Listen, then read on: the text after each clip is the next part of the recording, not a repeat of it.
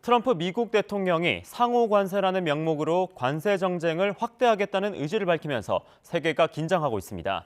특히 한국도 포함될지 주목되고 있습니다. 중국은 예정대로 내일부터 일부 미국산 수입품에 보복 관세를 부과할 것으로 보입니다. 국제부 연결합니다. 유투건 기자.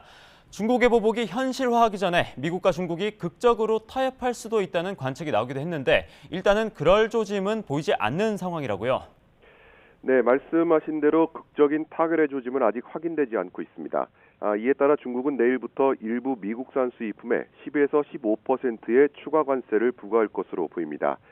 구체적으로 미국산 석탄과 LNG에는 15%, 원유와 농기계, 대형 자동차 등엔 10%의 관세를 부과하게 됩니다.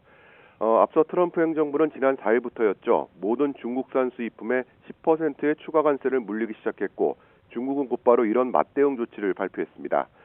다만 중국의 보복은 실질적인 타격 측면에선 강도가 높지 않은 것으로 평가되고 있습니다. 하지만 트럼프 대통령이 지난 3일 시진핑 중국 주석과의 통화를 예고했다가 하루 만에 이를 철회한 사례에서 보듯 양측이 단기간에 접점을 찾긴 쉽지 않아 보인다는 분석이 나오고 있습니다. 그런데 트럼프 대통령이 이번 주에 관세 전쟁의 전선을 확대하는 조치를 발표할 예정이라 또 주목되고 있다고요.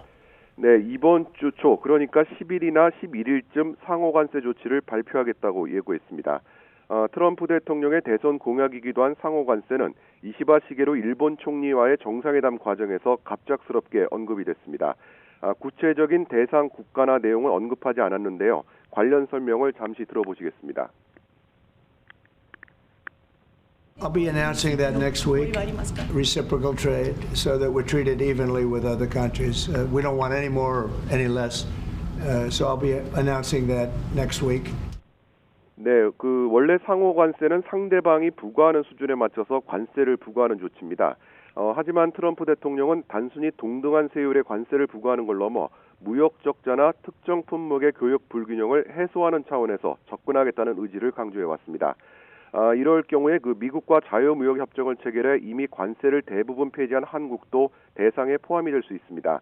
한국의 대미 흑자 규모는 557억 달러로 8위에 올라 있습니다. 외신들은 이번 상호 관세를 중국을 상대로 시작한 관세 전쟁을 전 세계로 확대하는 신호탄으로 풀이하고 있습니다.